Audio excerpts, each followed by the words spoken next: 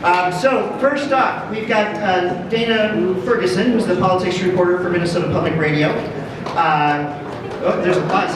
Lots of Dana fans, apparently. Wow. All right. Prior to joining NPR, she covered Minnesota state government and politics for Forum News Service. So she ended up in bylines in many of your communities. And has previously reported on State House News in South Dakota and Wisconsin. Ferguson grew up in St. Louis Park and now lives in St. Paul. Immediately to her left is Theo Keith, political reporter for Fox 9. Theo is the political reporter at Fox 9, as I just said. Covers elections, campaigns, Minnesota legislature, city and county government, and you can see him on TV. Theo has been on the government beat in 4 states. He takes his role seriously in holding both elected and unelected officials accountable. Theo's work has twice won Emmy Awards. He's from Saginaw, Michigan, and is a lifelong fan of the Michigan State Spartans. Everybody has a little flaw. So far, we were doing ranked choice voting. It's Dana first, and Theo down the line somewhere. All right. Next, Walker Orenstein is a reporter with MinPost, covering Greater Minnesota and the Minnesota Legislature. He previously covered state government in politics in Seattle and Olympia. In 2017, Walker was selected for a New Journalist of the Year award by the Society of Professional Journalists. He's a St. Paul native and a graduate of the University of Washington. And last, we have Tori Van Oot, Twin Cities reporter for Axios. She's co-author of the Axios Twin Cities newsletter, previously covered Minnesota state politics for the Star Tribune. Tori's written on a range of topics and has been published in numerous periodicals, appeared on television, radio, and panel appearances, including right this afternoon. So we are super excited to have you guys here and get your perspective on the election, working at the Capitol, maybe a little prognostication about what you think might happen. And so my first question, and we'll just start with Dana and we can kind of go down the line here.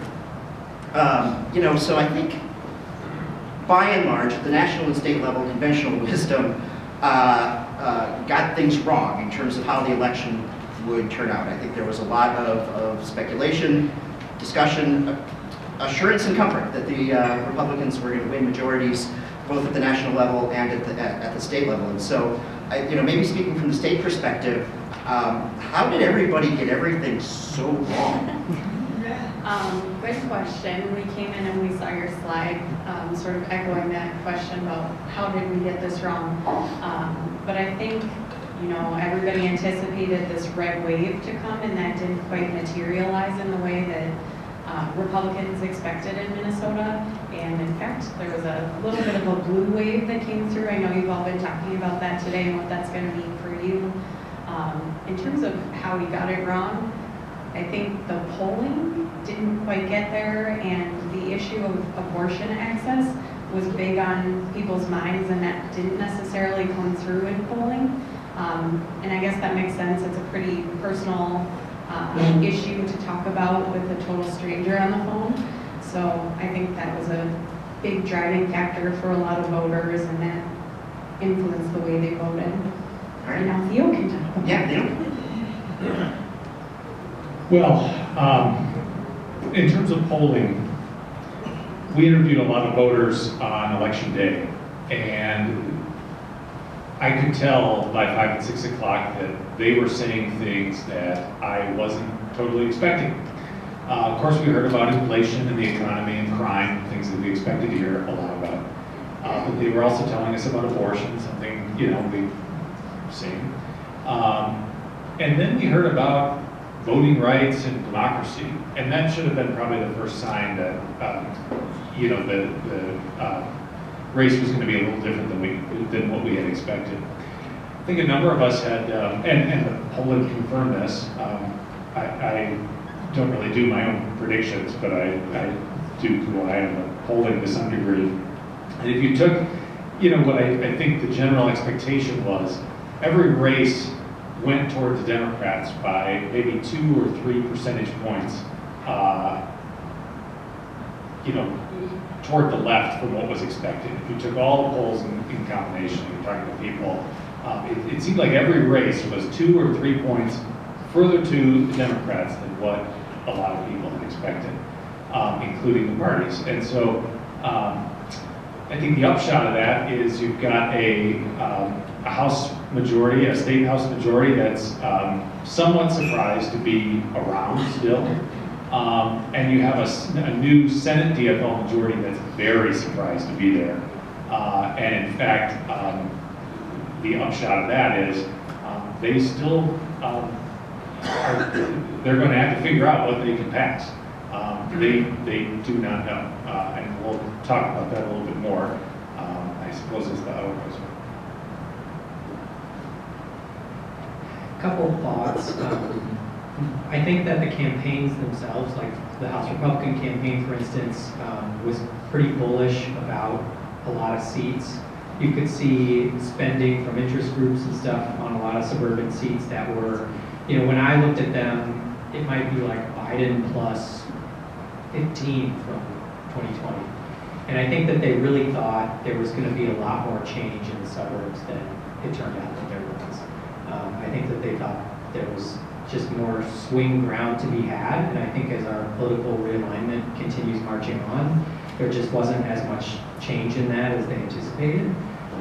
You know, I can tell you, so I wrote a story about just how there were, I think it was 7 total legislative seats that were swing races in northeastern Minnesota, and 5 of those were in the House, and Republicans only needed to flip a few seats in order to gain the House, and they won most of those in the House, and yet they ended up still basically back to where they were in total control. And so I think it was just an example of how the suburbs really did go the way that they thought.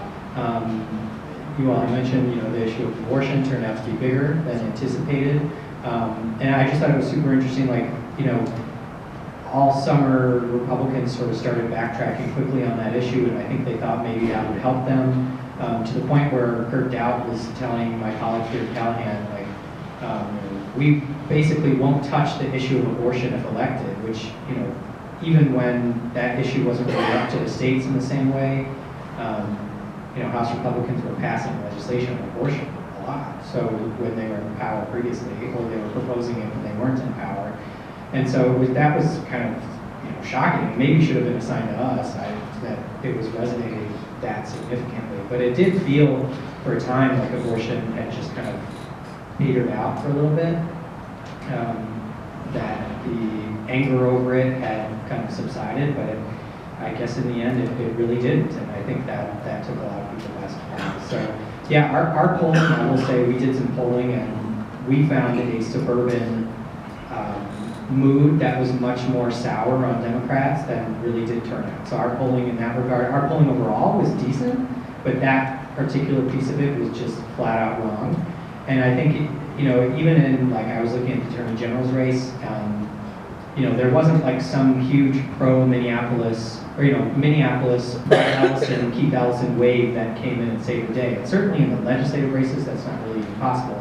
But the suburbs really held for Democrats. So, yeah, I guess that's my thoughts. Yeah, I would echo what everyone else said about abortion. I mean, the conventional wisdom in the polling suggested that it had peaked earlier in the summer, and that voters were coming home to crime as a concern with Republicans, particularly in the Attorney General's race and some state legislative races thought would help them, and pocket conditions, the economy, and inflation, gas prices. Some of you probably got mailers about gas taxes, right? You were hearing a lot about that. But abortion, it turned out, and I was hearing weeks before the campaign from Republicans and Democrats running from the state legislature that they weren't hearing about abortion as much in the doors anymore either. They were hearing about these other issues. You know, at the end of the day, I think abortion was a factor. 2 other things that haven't been mentioned yet. Down-ticket statewide candidates and state legislative candidates for Republicans, they didn't really have coattails to be pulled up on. Combination of, you know, Scott Jensen's campaign, Scott Jensen as a candidate and messenger, and just being out-resourced. Democrats outspent Republicans at the top of the ticket very, very heavily. You know, governor's race, there's a lot of spending in the Attorney General's race, even the Secretary of State's race, which speaks to Theo's points about, you know, democracy, election issues, there was a ton of spending, and that really hurt Jensen, and then the top of the ticket is hurt, and you have a 6-point margin. It's a 4-point race between Walls and Jensen, not a 6-point race. I think Jim Schultz and Ryan Wilson, 7 points, 7 points. It's, Ryan Wilson and Jim Schultz are in office, and Republicans certainly have the Senate. So, the top of the ticket hurt Republicans. The other thing I would say you can't discount is the doors. In 2020, Democrats stopped door knocking, almost all Democrats due to the pandemic.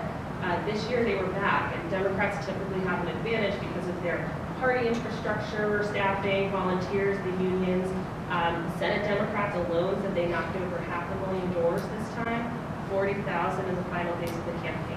And strategists on both sides will tell you that those contacts really matter. Most of you have probably had your door knocked at some point. You get to know someone, maybe you don't agree with them on everything, but the mailer comes and says, this person is Satan, and you're like, wait a second, that person didn't seem so bad. They didn't listen to me, they seemed reasonable.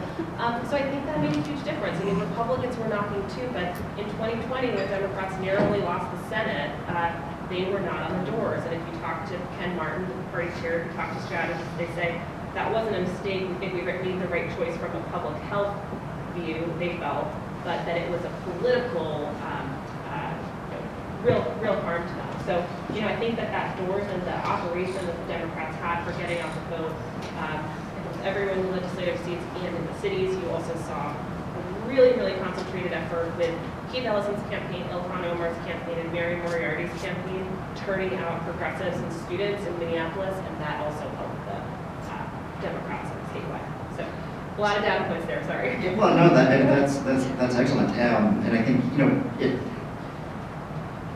it's I think starting to build its own narrative, right, and this first version of history in terms of how these things landed. So we're going to start with Tori on this, and then we'll come back this way.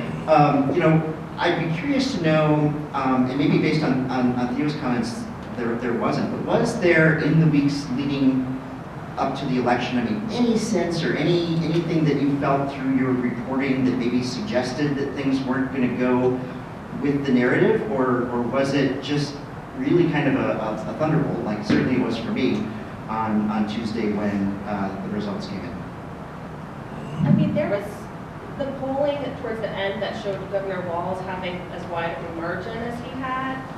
Certainly, I think had some concerns for some Republicans I was talking to, but I really think that the legislative Republicans thought they had it, and I think that Jim Schultz's campaign and Ryan Wilson's campaign for auditor also really were feeling good with their internals. They had kind of separated themselves from the Jensen campaign. You might have noticed Ryan Wilson and Jim Schultz were largely campaigning together, not with Scott Jensen. And then at the end, there was also some money that came in from the RGA. So they were not expecting, Republicans in Minnesota were not expecting the Republican Governors Association to spend, wasn't looking that competitive. And what was it, 1.5 million? 1.5 million in the final 10 days came in. Was aired in some ads that Theo can talk about because he fact-checked them. Yeah, so there was even some late Republican spending coming in, which suggested that they thought they could tighten the margin. I don't know, did anybody else see? And my personal bellwether swing voter, suburban swing voter, my mother-in-law went straight GOP. So that's when I thought, oh, Republicans are going to take it. Any other thoughts or pick up on any other vibes that maybe suggested what the outcome was? I just wanted to add one other thing I've just been chewing on it, and I sort of noticed it ahead of the election, and maybe I should have thought harder about it, was I do think candidate quality still matters in a lot of the close legislative races. The Senate turned on a district in the East Metro that was split by 321 votes. Judy Seeberger won out there. I think she was in Afton. And she was facing Republican candidate Tom DePel, who was aligned or at least supported by the right-wing group Action for Liberty, and to the point where there were ads run against him by sort of Republican establishment groups in the primary to try and boost a more centrist candidate, Tony Juergens, who's a state representative. And in the few days before the election, Juergens actually endorsed the Democrat, Seeberger. And so if you think a 321 vote margin, Maybe that wasn't the best candidate Republicans could find. Out in Moorhead, Rob Kupek, the state senator-elect out there, meteorologist on TV, might have been a good candidate for Democrats. I remember the Democratic strategist telling me meteorologists scientifically do better in elections, like that they've studied this and they tend to TV meteorologists. But on the other hand, that there was some stories that came out about the Republican candidate late in the cycle that were sort of nasty stuff from his divorce records. In the end, that might have hurt them as well. That was a district that Trump won, I think, by about 3.5 points. So in what was supposed to be a friendly cycle for Republicans, you'd think that would be an easy win for them. So those two seats just come to mind. I'm sure that there were candidates that were great for Republicans in other districts and less great for Democrats in other districts. But on those two really critical seats, that was, I think, played a big role. Yeah, we talked about actually, because I live in that district with Seeberger and Dibble, both of the House Republicans won, and so he ran behind both of them on both sides of the district. So yeah, I do think, my own thinking about candidate quality and what we talked about earlier was it definitely does matter. Also, apparently a very good tip for any of you who are looking to run for higher office, get a meteorology degree. We were 2 for 2. You're right there. You're right there. Well, good. So now, maybe moving on to sort of what we think might be in store here in the next session. Obviously, with Democrats being in control of all 3 legs of the state government, are there going to be some things that you think Democrats are going to move to make it on their agenda to keep their base energized?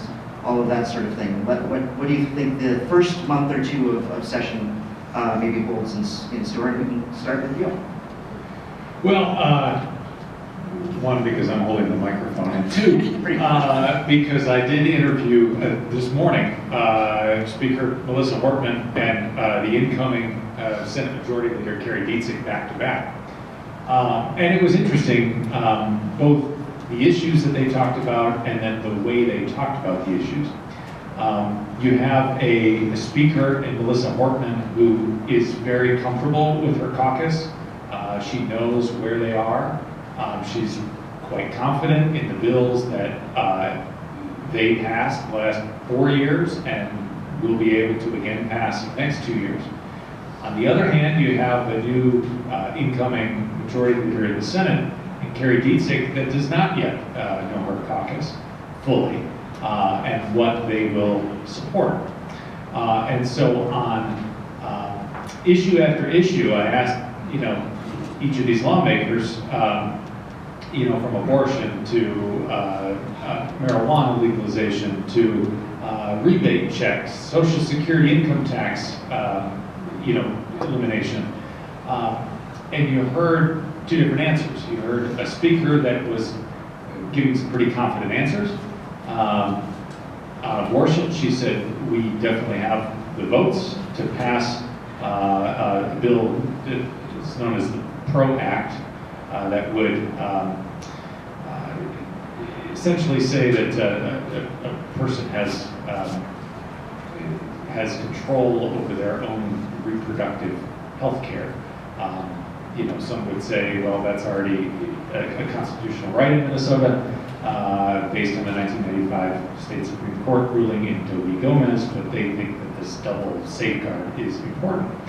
On the other hand, you have Senator Dietzig say we want to pass that, but when pressed on, will you pass it? She said, we'll have to have that conversation. And in fact, that was a line that she used over and over again on many of these issues. Take, for example, the elimination of tax obligation on Social Security income. This was an issue that a number of Democrats in both the House and Senate campaigned on. I was talking to Senator Tom Bach yesterday, and he said that both the Republican and the Democrat won that seat, but both campaigned on a full elimination of the Social Security tax. But there again, that's going to be an evolving conversation, I think, in the Senate. I think in the DFL House, there will be many more things that have have the potential of passing that are, I guess, progressive priorities that simply will not have the votes in a 34-33 Senate. And so you'll have a situation where you may have the speaker having to throttle back on what passes the House because you don't want to allow bills over the Senate and have them pile up there and then have a progressive base that's upset with the Senate. We finally got the Senate, they may think, and now we can't pass any of these things. So that's the way I see it going, at least on some of these hot button issues, social issues, maybe some of the more controversial spending provisions where the 34-33 in the Senate poses a real challenge. I would echo some of what Theo said just about the high priority for Democrats coming out of this election and getting the sense from voters that folks do want to protect access to abortion. We've heard from the leaders that that's something that they care a lot about, but the format that bill would take might take a little bit of time to hammer out. Some other issues we've heard about, legalizing marijuana was pretty key for them and their voter base. I would think a lot of issues that the House has passed before but got stalled in the Senate because of Republican control there could be up for consideration again. Just for sort of logistical reasons, it would make sense to me that policy stuff would move first, things that are important and don't have money tied to them, so that they can push those through relatively quickly and then turn to the budget, because it is going to be a budget year. I don't know if you guys want to add on to any other thoughts that you might have about what is going to come. Yeah, I mean, I wouldn't hold your breath for a lot of early action, even with a trifecta. Lawmakers love a deadline, just like journalists. And so I think a lot of the policy will be wrapped up with the spending. Policy and spending often go hand in hand. Democrats talk about wanting to do paid family leave. Well, what's the price tag on that? $1 billion? It's a big, you got $12 billion to play with, but that's a big chunk of it. The Speaker's quote on that, by the way, today was paid family leave will take time. Will take time. Yeah, will take time, right? And there's a lot to work out around, with businesses and what would be required and whatnot and how to phase it in. School funding is something they've talked a lot about. Governor Walz has indicated that he may want to revise the stimulus or the Walz checks. But again, I might wait until the end. One thing I'll be watching, I think marijuana legalization itself will take a while to figure out if it moves, but there may be some urgency around addressing or cleaning up the THC legalization, the edibles. Dana Station just had a really great story today on all of the, confusion, lack of transparency, lack of knowledge and testing and enforcement about what's complaints and what's actually in these products, is they didn't set up a licensing or regulatory system when they passed this. And even, I think the author of the bill was emailing on the first day that it was enacted saying, hey, here's all the things I think we should change about what's taking effect today. There's a lot of holes here. But that there might be some urgency to address that right off the bat. I don't know if they'll come to an agreement, but I don't know if I missed anything else. With regard to that last point, when I asked about marijuana, Senator Dietzig went right there to the edibles and the issue of cleaning up that law that passed last year. And there's Republican support for that too, adding more. I was going to say Republican support for that too. I think adding more enforcement, licensing, regulations. Because a lot of cities, some of your cities maybe have passed temporary moratoriums, right, on sales, and so those are going to expire. And so there'll be pressure from lawmakers to figure this out when those start expiring. Go ahead. The only brief thing I'll add is I was talking to Grant Housechild up in Senate District 3 this week, and I was asking him about what is the scope of what you think you want to accomplish or you can accomplish, and he said, I'm sort of paraphrasing here, but I was sent to St. Paul to be a no-nonsense legislator. I don't need to get caught up in sort of the side issues. And I said, okay, so what are the no-nonsense issues? What are the nonsense issues and what are the side issues? We can start scratching them off. And he said, I'll leave that up to interpretation.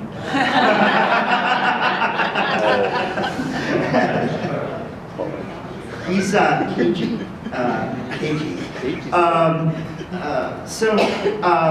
Maybe we'll start with Walker, and we can kind of go down the line and then end with Tori. But so with Democrats in the House, Democrats in the Senate, and Democratic governor. From a news perspective, is the next covering the legislature just going to be phenomenally boring because everyone's going to get along, things are just going to go to pass in kind of regular order, there's not going to be a special session, the budget will be tied up and finished in good time. I mean, is this bad for your business? So before I covered state politics in Minnesota, I was at Washington State, and for the vast majority of the time I was there, it was a politically divided government. Senate was Republican, House was Democratic. And then it finally flipped. I think I maybe got 1 year where it was a unified government, and then the same, I moved out here, it was politically divided. And I will say is that as journalists, we don't really mind who's in power or whatever, what the makeup is. There is usually a slightly higher chance of finishing on time in a unified government. Doesn't mean it'll happen. One thing that'll be interesting is that more will, even in this situation, is more will pass. And I think that all of our expectation for another divided government, or at least I'll speak for myself, my prediction that there would be a divided government didn't come to pass. And so that will be interesting in and of itself for us to cover. And so that's, change is always just interesting. But to your point, I think there will be plenty for people to fight about and disagree about, and there will be lots of drama, and maybe we'll go into overtime. And there'll be things like the bonding bill that will hold up other stuff. Still need larger majorities to approve and everything. So yeah, certainly it will be a change in pace for us. I don't know if that's good or bad for news as a whole or whatever. Yeah. So I asked them both today if they would guarantee that there'd be no special session to finish a budget. They were not ready to guarantee that there would be no special session. Isn't it essentially malpractice though if they can't agree amongst themselves to finish by May 19th or whatever it is? This state has the strangest budget process that I've ever covered. It's not good. In that, basically the information to write that budget comes out on the last day or thereabouts in February. And then you get less than 3 months in order to write a 52 and what will be bigger this year, $1 billion budget. Quite a process. I will say on your question about whether it would be boring, those 4 states that you mentioned that I've covered, I have covered a full Republican legislature, a full Democratic legislature, and a divided legislature. I actually find it more interesting when it is full control because there's 2 things happen. More bills tend to pass. And secondly, there's more, intra-party drama that holds bills up and negotiating within, caucuses. And I'm sure that will play out again this year, given that the majorities of both the House and Senate are so small. I covered South Dakota before, similar situation where they're both chambers controlled by Republicans and the governor is a Republican. It's been like that for quite a while. And the goings on in the parties are so fascinating because folks come from different parts of the state. That's how they get elected. It makes sense. But they have such different visions for where the state should go, even if they're in the same party.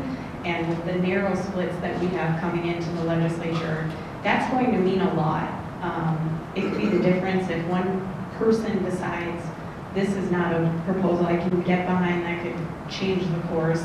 And if somehow Republicans decide they want to caucus with Democrats on certain issues, I don't know if that'll happen, but it could happen. Anything could happen in the legislature. Basically, it's not going to be boring. It's never boring. Will it be open? Will it be easy to cover? We don't know yet. Now that one party controls everything, there might be a different priority set on how they communicate between leaders about their top issues. So we'll just have to see. We're all going to be there, and we'll tell you all about it, though. On the meeting the deadline, I used to cover California politics, and for part of the time it was Democrat majorities, a trifecta, and super majorities in the legislature, post-Schwarzenegger. But it took a ballot measure that said that legislators' pay would stop if they didn't meet the deadline for them to start hitting the deadline. So, just echo everything everyone else says. There's going to be a lot of inter-party drama. Narrow majorities mean deals still need to be crafted. And I also would discount that there's a lot of new members, as you've heard about. A lot of new people, a lot of big personalities. You have a big ideological spectrum within the DFL party. There's now 4 Democratic Socialists, 2 in each chamber, along with a lot of more moderate, rural, suburban members. And you have some legislators who have sights on higher office based on their past performance, so and future plans. So there's going to be a lot to cover. So maybe hang on to the microphone, and Dana kind of opened the door to my next question, which is really the issue of transparency and access. I think we have all, in our various roles, struggled with that over the last 2 years, even right up to the end of last year with the House, essentially requiring a body cavity search to get into the building. And so, as you think about how did that impact doing your job, at the same time, I've noticed in my 15 years of doing this, we've had a significant slide in terms of the transparency and openness around conference committees, material being put out in a timely manner in terms of at the very, very end of session. It feels like it's become it wasn't great before, but it has become much, much worse from a transparency perspective. And so how do those two things interplay and influence your work? Yeah, it's been tough. I mean, on one hand, it's nice that we can watch everything from Zoom, watch multiple things at once, not be at the Capitol, but actual valuable access and transparency has been tough. I think we all say we have fairly regular access to the governor, especially during the session, maybe at least once a week. Leaders were around a fair amount, but it's been really hard to get to know members, to have face-to-face conversations with people. And coming from other states, I am not impressed with the transparency and access in Minnesota state government. Everything from, I think the campaign finance reporting system is absurd. There's not more disclosure. Same with financial disclosures for actual lawmakers are very weak here. Of course, the Data Practices Act request open records law doesn't apply to the legislature. And as Dana and I were joking in the car right up here, or maybe, I don't know, one of us was talking about this, if you want to put in a data request with the Walz administration, well, get ready to get a response in 2.5 years. So it's been tough. I mean, it really impacts our job, and it impacts our ability to get transparent information to people about what's happening and why, and what's shaping government decisions. I do think that having more people at the Capitol in person will just allow those relationships to build and give us more visibility into what's happening, more opportunities to chat with members outside of the leadership kind of code and structure, but I welcome other thoughts. I totally agree with you on all of those points. Just at the legislature, it will be interesting with the unified government, whether the omnibus bill sort of status quo stays the same. I think it was you said there will probably be similar stuff with that, just in that with narrow majorities, it's easier for the legislators to all vote for something big that has 70% of what they want instead of voting on individual things. But I will just say, like out in Washington State, they would, shocker, just pass a bill for everything. It would just start in one chamber and it would go over as a standalone bill and they'd both pass it. And they would do that with almost all policy. And now at the end, they'd kind of have the big budget bills and stuff like that would implement, but every policy issue went over by its own. And here the system of, committee bills and holding stuff back, and then language pops up at the last second that's literally never been vetted before and is showing up in the last budget deal, and it all goes over as one giant package, is ridiculous. I mean, I'm sorry, I get to advocate for transparency, it's crazy. And, I just think it's really, really difficult to tell where a piece of legislation originated from. Like, if you've got some bill that's tied up in some omnibus bill, what was the initial bill, and where did it come from, and how did it change along the way, and what day was it heard, and can I get a video of that? Out in Washington State, you can find all that information on the exact bill page, and you don't have to click through 17 different things and be an absolute expert in everything. So I don't know if that'll change. It's not up to me to decide what to do on any of this stuff, and there are arguments for omnibus bills and whatever, and they say that it makes it easier to pass things, but for what it's worth, that's my view on Yeah, amen. So 3 of the 4 of us are not from here. I was stunned when I moved here. Oh, Minnesota, great government, very open, transparent. Oh, how wonderful. It's the worst by far of the 4 states that I've covered in terms of open, transparent government. All the things that you mentioned, and I will say that this is not the first time I've said this, so you're not getting any groundbreaking information. Because whenever I talk to lobbyists, advocates, the public, when I'm on TV, I make these same points, that this process has got to be, it's got to be better. It is better in other places, as you mentioned. I think there's an interest, no matter who is in power, I think there's an interest in maintaining this process. And so I don't think it'll get better this year. It wasn't good under divided government. It wasn't good before the pandemic. It got worse under the pandemic. Wasn't good in divided government. Won't be good under Democrats' control. Wouldn't be good under Republicans' control. It's just the way this state government operates. All right, everything sucks. It's time for dinner. I feel like you should all get a drink after that. I would echo everything that was said. The process here is just not great for any normal human to try to follow. And we try. We've been fortunate to be among the few who got to be in the Capitol during the peak of the pandemic when it was special session after special session after special session. Committee, but none is not generally a number. So I do agree with your point there that the Democrats like to talk more and put things out in public and do all the shows on terms of their priorities.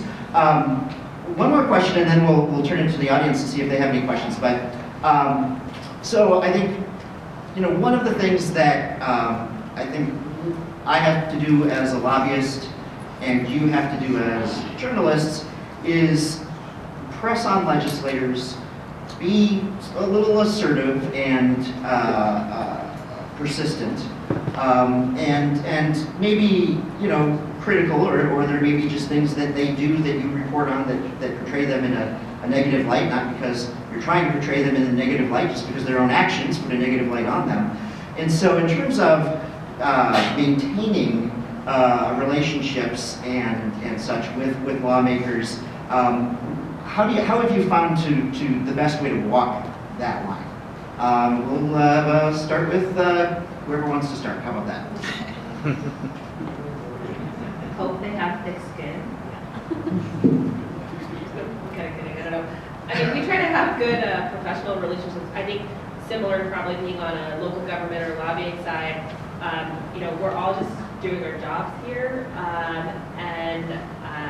When you have someone personally, you've had a conversation with them about something besides the issue you might eventually write about or the piece they might not like, it does make things a lot easier. But I think most of us have been doing this for a while, and most of the lawmakers have been in some form of government for a while, so I think they kind of understand. But some people don't, sometimes you write something and someone doesn't like and they never want to talk to you again, and that's just, it's part of the game. What does Brian say? All in the game, yeah?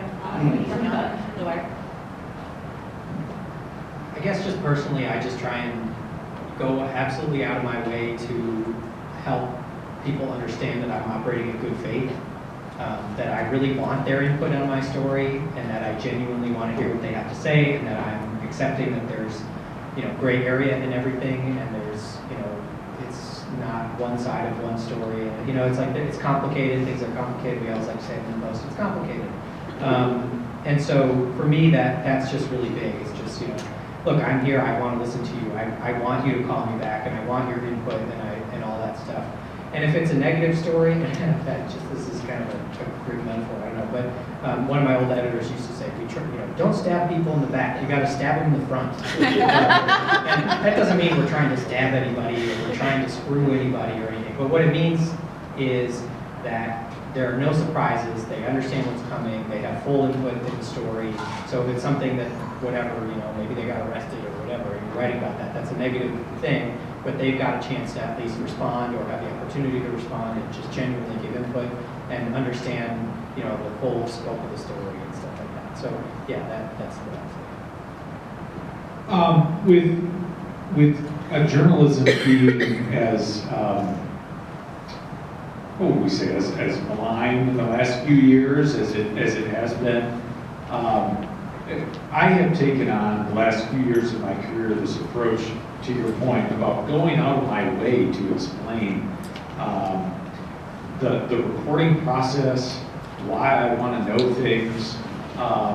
And to your point, I mean, there are, I'm working on a story right now, where a principal player in the story doesn't want to, hasn't returned, my phone calls. The story's going to air regardless, and the point I've made to this person is that it's, it would be much better for you to be in the story, making your points instead of having all these other people making the points about you. Yeah. And so that's one point I would make. Another point I would make is that not all lawmakers are involved in a whole lot of issues. Some of them we got elected in 2020, I still haven't met, just because they aren't proposing a lot of bills, they aren't, really participating in hearings, they don't do news conferences. But the ones that do make a lot of proposals and do speak at news conferences and do return your phone calls, those are the ones that I sort of hold up and say, I really want to maintain my relationship with this person. And that's when you go out of your way to explain and be transparent about the product. Not that I wasn't transparent before, somebody asked, but now just go out of my way to do that. So I do think that we share a lot of common in terms of the needing to maintain the relationship, foster the relationship and maintain the relationship with some inherent adversity in there. And I just think being as open as possible is the way to do that. I would agree with everything that these three said already, and I won't repeat a whole lot of it. The only other thing I would add is that in trying to explain to somebody why they should comment or why it's important that I'm working on a story, I like to let them know about my listeners too, or my readers. Like, I'm doing this because I need to help these people understand what's going on, and I think sometimes that changes the way that people will talk to you. Our job is to help people understand things better, and so using that lens can be helpful too. I also just think showing up matters.